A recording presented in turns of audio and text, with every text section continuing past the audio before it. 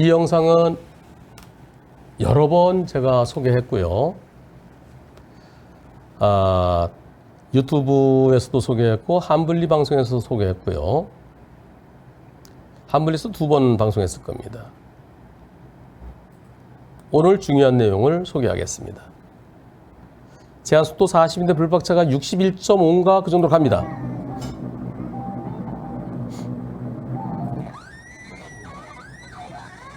네. 자, 이때 신호가 바뀝니다. 황색 신호로. 정지선은 여기 있습니다. 여기 오토바이 안 보입니다. 오토바이는 빨간불에 완전히 생짜배기 신호 위반해서 옵니다. 사고 나고서도 계속 황색 신호입니다. 언제 신호가 바뀔까요? 사고 나고 하나, 둘, 한 1초 이상 있다 바뀌네요. 저기는 황색 신호가 4초입니다. 이 사고 어떤가요? 이 사고 불박차 신호 위반입니까? 속도는 빨라요. 40도로에서 61.5인가 그 정도로 갔습니다. 자, 그러면 이 사고에 있어서 불박차가 신호 위반인지 아닌지 여러분들께 투표해 보겠습니다. 40을 지켰으면 그때 멈출 수 있었을까요? 자, 신호 위반이다, 아니다. 투표 시작.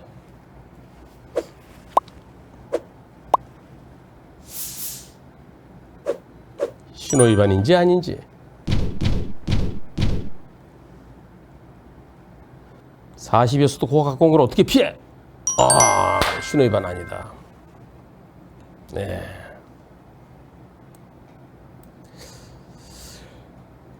여러분들 지금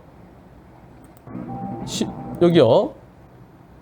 황색으로 바뀌는 순간 이때요. 바로 코앞이죠. 정차장 이거 얼마나 될 것 같아? 거리가 실제로는 정지선까지 3-4m. 그거보다 더 돼.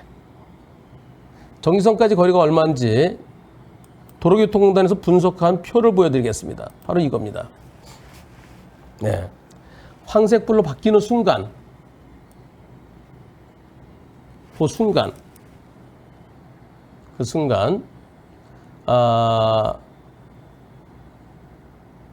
8.3m든가? 그래서 40을 지켰으면은 여기쯤 멈추게 된다. 여기쯤. 사고는 여기서 나. 그리고 잠깐 제가 판결문에서 볼게요. 이게 몇 미터 전인지. 황색불로 바뀌는 순간 8.3m. 그러니까 40을 지켰을 때 19m거든요. 정지거리가. 반응 시간이 0.7초 내지 1초인데요. 빠른 사람은 0.7초고 뭐 1초까지라는 거예요. 그러면 이 사람이 반응 시간이 빠르다는 증거가 없으면은 1초로 적용합니다. 그래서 지금 다 1초를 적용해요. 그러면 1초를 적용했을 때 황색으로 바뀌는 순간 1초를 적용하면은 정지선까지 8.3m, 거기서 다시 11m를 더 가야 되니까 아까 횡단보도가 작았죠? 한 칸짜리였잖아? 그걸 지나서 한 여기쯤에 멈추게 된다는 거야. 물론 여기 끽 멈췄으면 오토바이가 슝 지나갔을 거야. 오토바이는 빨간불에 생짜배기 신호 위반. 이 사고 여러분들은 신호 위반 아니라고 그러셨는데요. 근데 경찰과 검찰은 신호 위반으로 처벌받아라. 그래서 검사가 기소했어요. 신호 위반 사고로요. 진단이 10몇 주 나왔는데, 자, 신호 위반 사고로 유죄입니까? 무죄입니까? 투표 시작. 네, 과연 유죄일까요? 무죄일까요? 아까 황윤왕님께서 커피 드시다가 잘못 누르신 거 빼고 그래서 100% 무죄. 이 사건이 운전자 보험 가입되어 있는데 옛날 거예요. 그래서 이 경찰 조사 단계에 포함이 아니기 때문에 제가 나중에 법원에 기소되면 그때 찾아오세요. 찾아오셨어요. 그래서 저희 사무실에서 1심부터 도와드립니다. 1심. 변호사 이진영. 이건 이 변호사가 다녀왔네. 피고인은 무죄. 예. 시소 40인데 61.5로 가고 있었다. 14주간 그 오토바이, 네, 한 사람은 3주, 한 사람은 14주, 두 사람 타고 있었잖아요. 자, 여기에 있어서 신호위반 행위가 직접적인 원인이 되는 경우를 신호위반 사고라고 그런다. 그런데 황색등화라는 것은 정지선이 있거나 횡단보도가 있을 때는 그 직전이나 교차로 직전에 멈춰야 된다. 일부라도 진입한 경우 신속히 빠져나가게 된다. 황색 신호로 바뀌는 순간 피고인의 차량과 정지선 사이의 거리는 8.3m다. 자, 여기서 사고 발생 당시까지 계속해서 사고 나고서도 한 1점 몇 초 있다가 빨간불로 바뀌어요. 황색 신호가 4초간 유지되는데 전면시로부터 이 사건 사고는 황색 신호 켜주고 1초에 사고 났다. 그러면 사고 나고 3초 후에 바뀌었네. 다시 한번 볼까요? 아까 한참 있다 바뀌어서 제가 그냥 하나, 둘 했었는데 천천히 했어서 그래요. 그러니까 황색불 켜지고 1초 만에 사고 나고 3초 동안 계속 황색불이 켜졌다는 거예요. 자, 그러면 오토바이 쪽은 계속 빨간불이었다. 그리고 자, 이 사고 피고인이 황색불에 차량을 멈추게 되면 교차로 한복판에 멈추게 된다. 교차로 한복판에 멈추게 되면은 다음 신호는 어떻게 하느냐? 그러면 내가 교차로 한복판에 멈추는 게 옳으냐? 나가는 게 옳으냐? 나가야 될 거 아니냐? 한편 제한속도를 초과했다고 그러는데 제한속도 40이다. 근데 61.5로 달렸다. 과속한 게 사고 원인이냐? 내가 40으로 거기서 안 보이는 데서 쑥 들어갔어도 역시 사고는 안 난다. 그것이 과속과 사고 사이에 인과관계가 없다. 그렇다 그러면 이 사건 사고 당시까지 진행 방향 기준으로 황색 신호가 계속 유지되고 있었고 오토바이는 빨간불이었다. 오토바이가 빨간불에 튀어나와서 어떻게 예상할 수 있느냐? 따라서 또 오토바이가 눈에 들어오는 순간 그때는 너무나 가까워서 도저히 피할 수 없다. 결국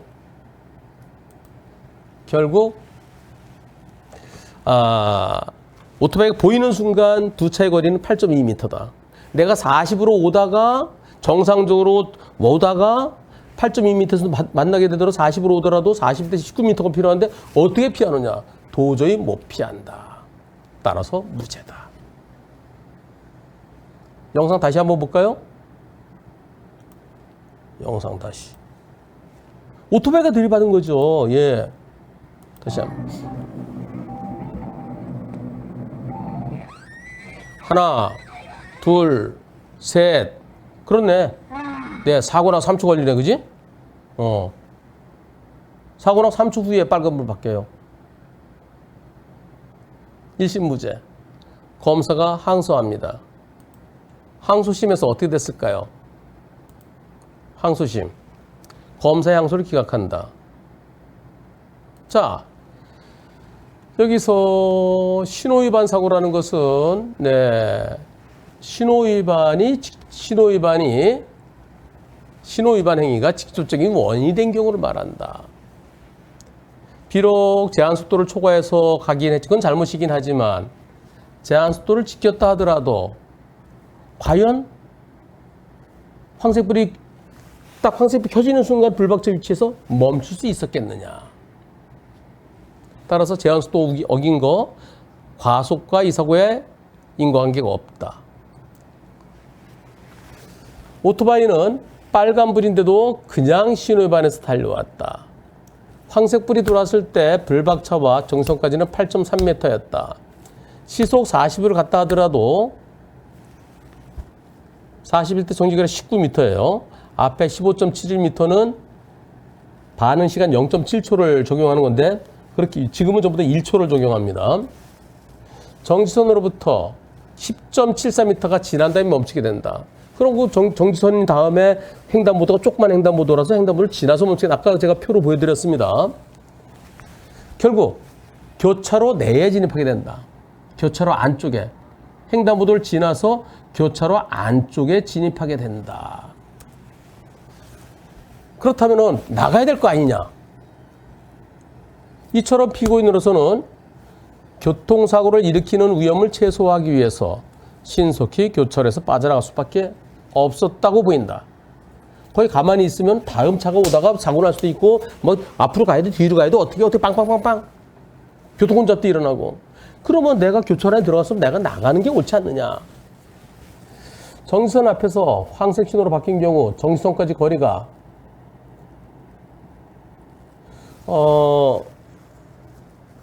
정지선 앞에서 황색 신호로 바뀌었을 때 정지선까지 너무 가까울 때 무조건 되고 급제동하라고 그러면 결국은 정지선을 넘어서 교차로 내에 정지하게 된다. 그런 경우 이제 뒤에서 오는 차가 들이받는 경우도 있을 수 있고 물론 그건 뒷차 잘못이죠. 내 안전거리 미확보에 대해서.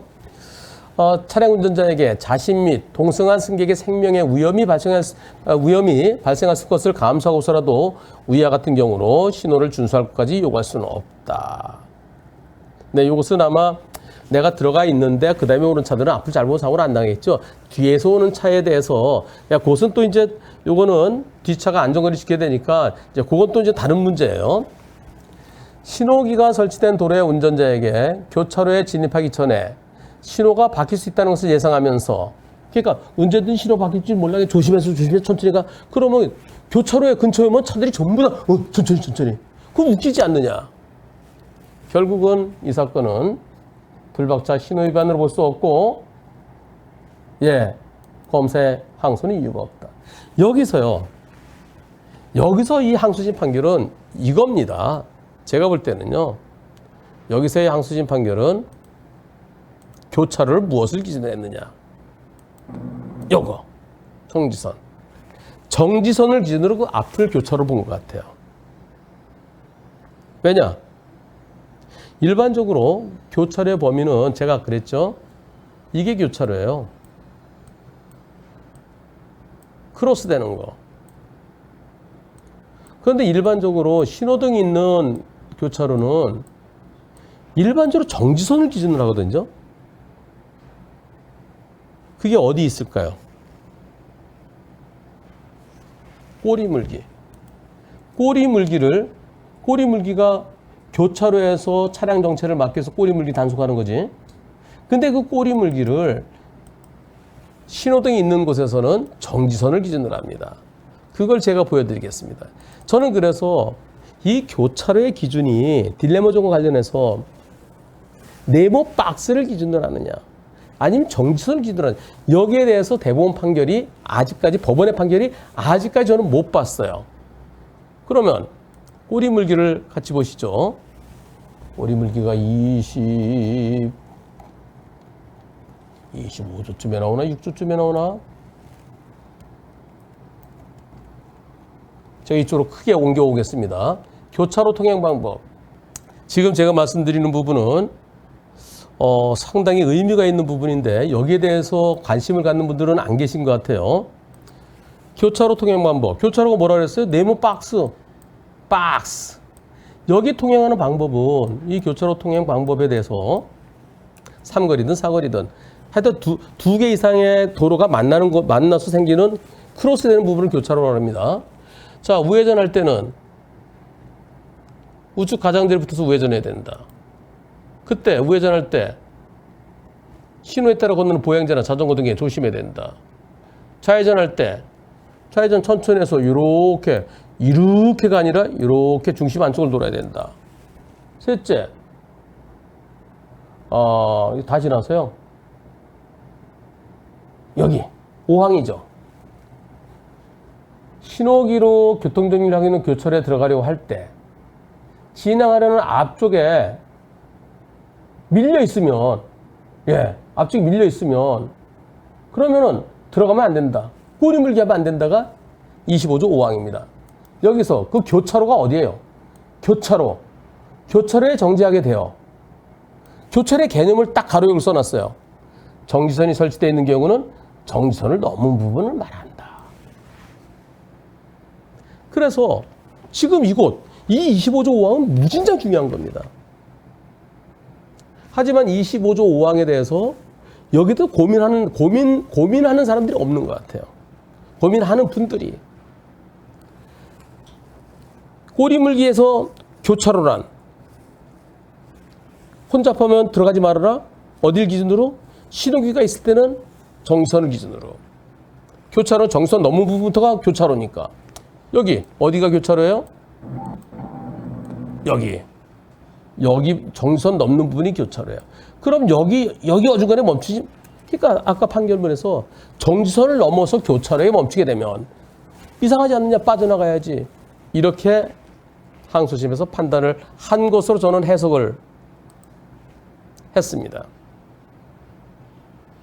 그런데 검사가 상고했어요. 저는 이 항소심 판결이 딜레마전에 관련돼서 가장 대표적인 판결이라고 그렇게 평가를 했습니다. 대법원에서 어떤 판결이 선고됐을까요? 며칠 전입니다. 다시 한번 보시면 정지선, 이게 정지선이거든요. 이게 교차로를 이 앞쪽으로 볼 것이냐, 아니면은 여기 횡단보도 지나면 여기 도로가 크로스되는 거죠. 여기 즉 A로 볼 것이냐, B로 볼 것이냐. 일반적으로는 A로 봅니다. 근데 저는 저게 B로 보겠다고 할 수도 있는데 그러면은 횡단보도에 멈추지 않은 것이 문제될 수도 있습니다라고 여러 번 제가 설명했어요. 여러분들 기억 못 하시겠지만. 그럼 횡단보도에 어중간에 멈춰서 보행자들한테 맨날 욕먹고, 하지만 횡단보도 앞에 그 앞에 교차로에 들어가지 말았어야지. 그렇게 되면 딜레마전을 인정받지 못할 수도 있습니다라고 설명을 여러 번 했는데 기억나시는 분 손 들어보세요. 기억나는 분 손 들어보세요. 아니 25조 5항에 의하면은 교차로의 개념이 꼬리물기에서 가로 열고, 네, 많이들 기억하고 계시군요. 바로 이게 이번 대법원 판결의 포인트인데요. 대법원에서 이렇게 판결이 선고됐습니다. 지난 4월 12일. 자, 도로교통법에 의하면은 황색불은 차만은 정지선이 있거나 횡단보도에 있을 때는 그 직전이나 교차로 직전에 정지된다. 이건 잘 알고 있는 거죠. 이미 교차로의 차마의 일부라도 진입한 경우에는 신속히 빠져나가야 된다. 그렇다면 차량이 교차로에 진입하기 전에 황색의 등화로 바뀐 경우에는, 교차로에 들어가기 전에 황색의 불로 바뀐 경우에는 정지선이나 교차로 직전에 정지해야 된다. 차량 운전자가 갈지 말지를 선택하는 것이 아니다. 내가 들어가서, 그게 무슨 뜻이에요? 황색으로 바뀌면은 정지선이나 교차로 직전에 정지해야 된다. 정지할 수 있다, 정지하는 것이죠. 차량의 운전자가 정지할 것인지 말 것인지를 선택할 수는 없다. 결국 제한 속도를 지켰을 때 정지할 수 있느냐 없느냐를 그걸 기준으로 해야 되는 거거든요. 그러면서 교차로에서 자동차 전체 현상이 유발해서, 이건 무슨 뜻인지 모르겠어요. 그 다음에 보겠습니다. 아까 그 사건 항소심 판결 원심은 차량 진행 중 정지선 앞에서 황색불로 바뀌었지만 정지선까지 거리가 짧다. 거기서 브레이크 밟으면은 그럼 교차로에서 사고 가능성이 있다. 사고 가능성 뒤에서 오는 차의 영향인 것이지 다음 차의 영향인 것인지 그건 모르겠어요. 두 가지 다 포함하겠죠. 그래서 사고 발생 가능성이 있다. 그렇다면은 거기서 멈추면 위험한데 빠져나가야 되는 거 아니냐. 따라서 황색불의 뜻을 정지선 앞에서 무조건 멈추라는 것을 해석할 수는 없다. 그래서 무죄를 유지했는데, 그런데 시속 40도에서 61.5로 달리고 있다. 그러다가 생짜배기 신호위반하는 오토바이를 들이받았다. 하지만 황색으로 바뀌었음에도 불구하고 정치하지 않고 그대로 교차로에 진입한 사실을 알 수 있다. 그렇다면 교차로 진입 전 교차로 신호가 황색불을 바뀐 이상 차량의 정지거리가 정지선까지 내가 도저히 정지선에 못 멈춰. 도저히 정지선까지 못 멈춰. 그렇게 예상된다 하더라도 피고인이 교차로 직전에 정지하지 않았다면 신호를 위반했다고 봄이 타당하다. 교차로 직전에 멈췄어야 된다. 멈추지 않았으면 신호 위반이다. 그런데 원심은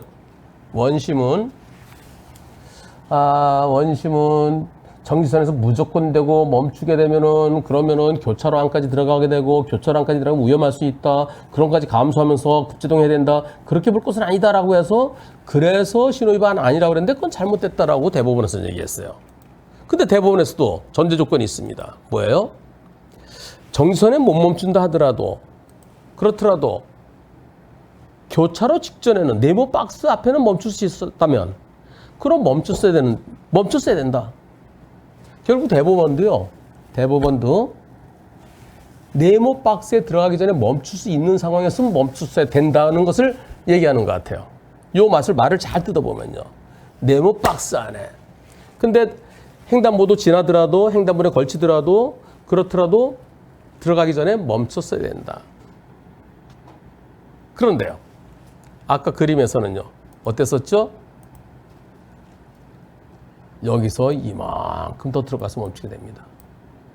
이건 교차로에 급제동은 여기 멈추게 돼요. 어떻게 생각하십니까? 앞으로 대법원은요. 정지선에 10cm 앞이라 하더라도 무조건 급제동하라는 거예요. 그래서 일단 도저히 못 멈춘다면 일단 급제동해갖고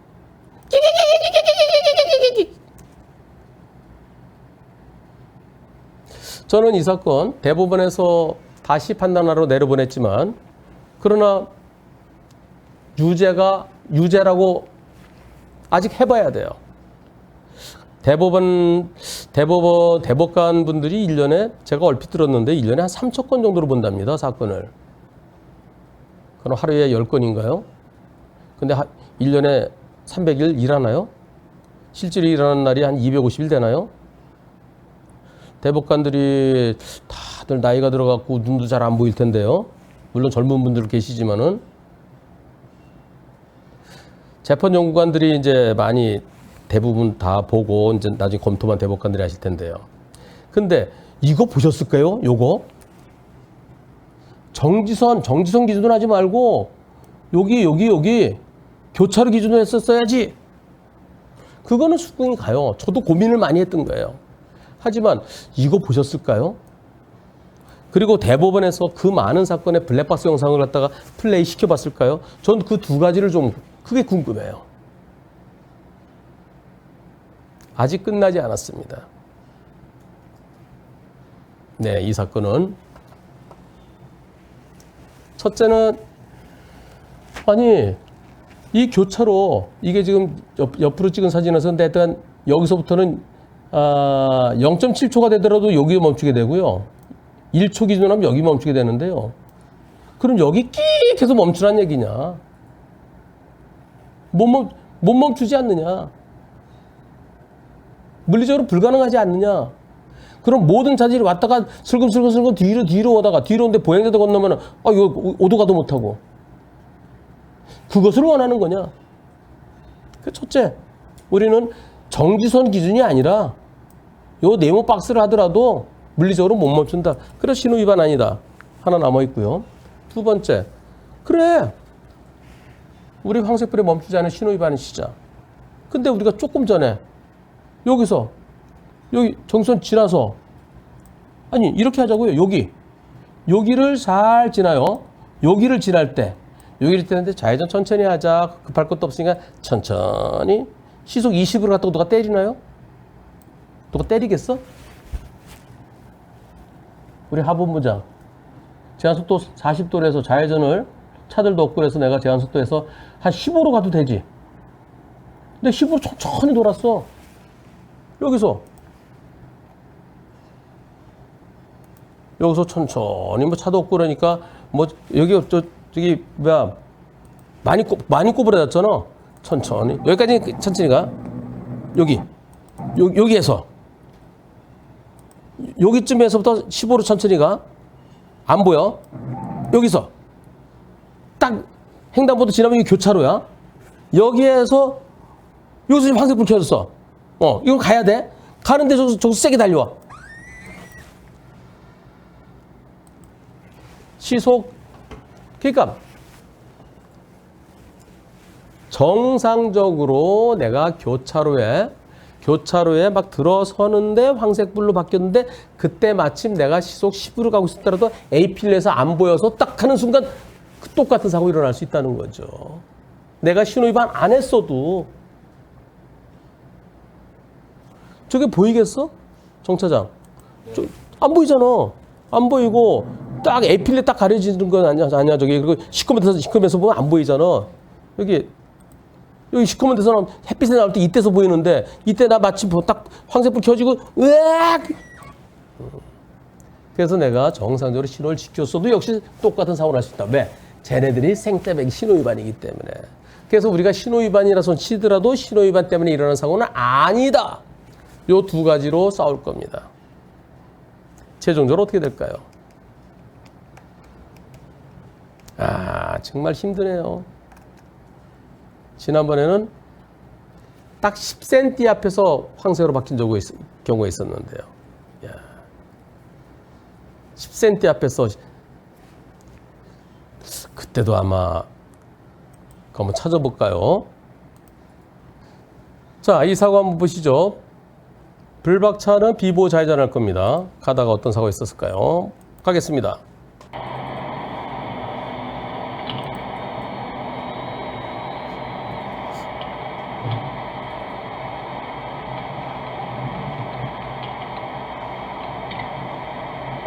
네, 여기서 사고 났는데요.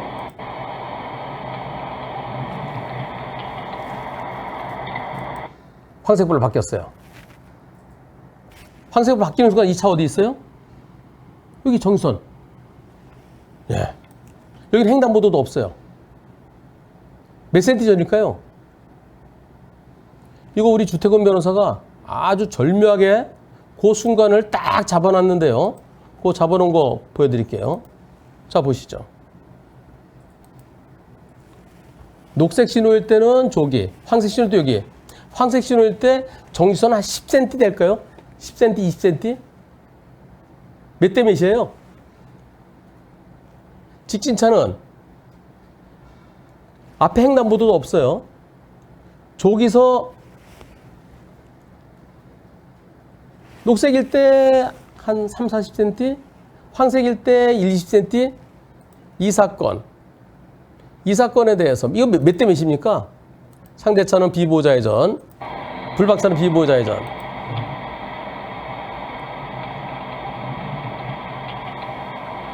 저렇게 달려오는데 이 사고를 법원에서 뭐라 그러는지 아십니까? 이 사고를 경찰과 검찰과 법원에서 왜 황색불에 멈추지 않았느냐, 이 신호위반으로 유죄 판결했어요. 유죄 판결. 어떻게 생각하십니까? 이게 불박차는 녹색 신호의 비보호 좌회전이기 때문에 정상적인 좌회전이다. 저 차는 황색 신호의 정선에 멈추지 못했기 때문에 신호위반이다. 야, 미쳤죠. 예, 미쳤어요. 무슨 소리야, 이게 100대 빵이지. 1심에서 판사가 고민하더니 형사에서 신호위반으로 유죄 확정됐기 때문에 70대 30. 그 좌회전차 70, 우리 차 30. 저는 이쪽을 맡았었어요. 항소심에서 어떻게 되는지 아세요? 항소심 판결. 웃겨. 항소심 판결에서 거꾸로 여기 보면 이렇게 돼 있어요. 자, 누가 봐도 신호위반했다. 아까 그걸요. 10cm 앞에서 황소를 받고 누가 봐도 신호위반이다. 아까 좌회전한 차는 신호위반이 아니고 안전운전 의무위반이다. 그래서 몇 대 몇이다? 그래서 신호위반한 쪽이 60, 비보좌회전이 40이다. 대한민국 법원에서 서울중앙지방법원에서 이렇게 판결을 합니다. 저는 이 판결을 받고 시일야 방송대국을 생각했습니다. 2019년도 판결입니다. 2019년도에 10cm 앞에서 황색 신호로 바뀌었다고 그걸 신호위반으로 다시 back to the past. 대법원에서 다시 이때로 돌아가는 것 같습니다. 예. 좌회전 조심하는 게 아니라 좌회전 100% 잘못이죠.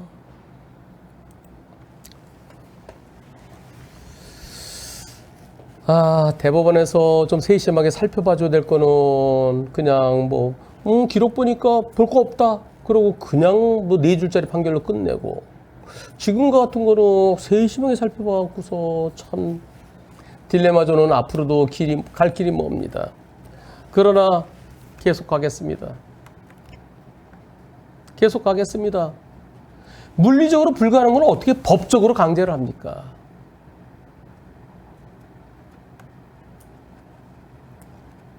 계속 가겠습니다.